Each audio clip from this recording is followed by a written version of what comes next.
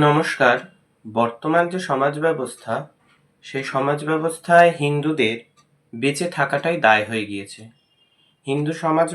হিন্দুদের বেঁচে থাকাটাই দায় হয়ে গিয়েছে। কারণ আমাদের গণতন্ত্রে আমরা সবকিছু নিয়েই যে কোনো ব্যাপার নিয়েই প্রতিবাদ করে উঠি। কিন্তু ধর্মের ব্যাপারে যখনই গ্লানি হয়, তখন আমরা প্রতিবাদ করা ছেড়ে দিই। সব ব্যাপার নিয়ে আমরা মাথা ঘামাই। এতটাই বুদ্ধিজীবী, এতটাই আমরা জানি, সব ব্যাপার নিয়ে আমরা মাথা ঘামাই, সব ব্যাপার নিয়ে আমরা বক্তব্য প্রকাশ করি। কিন্তু ধর্মের গ্লানি, হিন্দুদের বেঁচে থাকার মূল বক্তব্য হচ্ছে হিন্দুদের বেঁচে থাকা, মানে বর্তমান সমাজ ব্যবস্থায় চরিতার্থ করে দেখতে গেলে আমাদের বেঁচে থাকাটাই দায় হয়ে গিয়েছে। সাধু মানে হাসির পাত্র, আর সাধু মানেই হচ্ছে তারা হচ্ছে ব্যঙ্গ করার পাত্র। সাধুদের মারা যায়, কিন্তু ভুলে গেলে চলবে না এই চিন্ময় প্রভু, তিনি প্রতিবাদী মুখ। তাকে দমানো যাবে না, তাকে কোনোভাবেই হারানো যাবে না, তাকে সংহারও করা যাবে না। তাহলে ভগবানের মানে এই গ্লানিগুলো আসে, তার কারণ হচ্ছে প্রতিবাদী মুখ। চিন্ময় চিত্তে যদি একটা মৃন্ময় মৃত্তিকাতে প্রাণ পাওয়া যায়, সে তার ঠিক প্রাণ দেওয়ার জন্য চিন্ময় ধারণ করা হয়। তিনি সেই স্বরূপের চিন্ময় প্রভু। চিন্ময় হচ্ছে আত্মা, যাকে চিন্তন করে পাওয়া যায়। ঠিক তেমনি সেই প্রভু যখন প্রতিবাদী মুখ, তাকে দমানো যাবে না।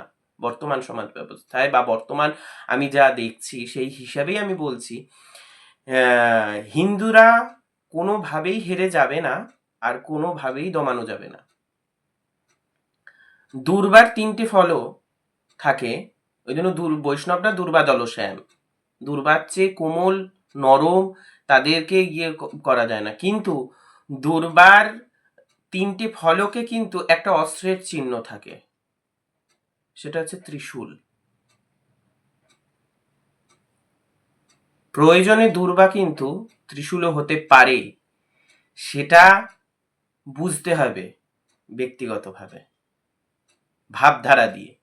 দেখার দৃষ্টিটা, চিন্ময় দৃষ্টিটা রাখতে হবে। ওই জন্য চিন্ময় প্রভুর সাথে গোটা ধর্ম ধর্ম ধর্মের সাথে সংযুক্ত হয়ে তার সমসাময়িক হিসেবে একটাই কথা বলা যেতে পারে, যে তার পাশে আছে। কেউ না থাক, রবীন্দ্রনাথ ঠাকুরও বলেছেন যে তোমার সঙ্গে যদি কেউ না যায়, একলা চলো রে। সাধন ভজনের ক্ষেত্রেও একলা, সমস্ত কিছুর ক্ষেত্রেই একলা। তা আমরা ভয় পাচ্ছি কেন? যখনই যে কেউ গর্জে ওঠে, তখনই তাকে তৎক্ষণাৎ তাকে দমাও, তাকে চেপে দাও, তাকে দামিয়ে দাও। কেন? সে ভালো কাজের ক্ষেত্রে বারবার আসে, এবং উনি বহু পুণ্যের বহু ভালো ভালো কাজ করেছেন। বন্যায় বলুন, ত্রাণে বলুন, যে কোনো ব্যাপারে উনি ঝাঁপিয়ে পড়ে দুহাত দিয়ে কাজ করেছেন। আজ আমাদের উচিত সমগ্র রাষ্ট্রের কাছে করজোড়ে আমি একটাই নিবেদন করছি, সমগ্র রাষ্ট্র, যত যুক্তরাষ্ট্র আছে, সমস্ত ভাবে সাহায্য করা উচিত, গর্জে ওঠা উচিত। এবং গীতাতেও বলে গেছে, যদা যদা হি ধর্মস্য গ্লানির্ভবতি ভারত। সেই মন্ত্রকে উচ্চারণ করে আমরা সেইভাবে চলি, যদা যদা হি ধর্মস্য গ্লানির্ভবতি ভারত অদ্ভুতানাং সৃজাম্যহং পরিত্রাণায় চ সাধুনাং বিনাশায় চ দুষ্কৃতম ধর্ম সংস্থাপনার্থায় চ সম্ভবামি যুগে যুগে। সেই ভগবানকে আমাদের এবার স্মরণ করে বারবার ভাবে ডাকতে হবে, যে তুমি সামনে এসো, প্রকাশ্যে এসো, যেভাবেই হোক। তুমি সাকার শুষ্ক পরিচিতিতেই হোক, যেভাবেই হোক, তুমি সামনে এসো, সাকার ভাবে আসতেই হবে, তার ব্যতিক্রম নেই। সময় হয়ে গিয়েছে, মন্ত্র বলে সময় হয়ে গিয়েছে, এবার গর্জে ওঠার টাইম।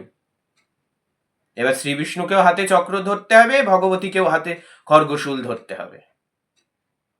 কেন ওই একই অষ্টমীতে যোগমায়াও এসছিলেন, যজ্ঞেশ্বরও এসছিলেন। কেউ অভিন্ন নয়। এবার সময় হয়ে গিয়েছে যোগ মায়া আর যজ্ঞেশ্বর, শক্তি আর ভক্তি দুটো মেলার টাইম এসে গেছে। এই শক্তি আর ভক্তি যদি মিলতে পারে, অবশ্যই পরিত্রাণ ঘটবেই ঘটবেই ঘটবেই।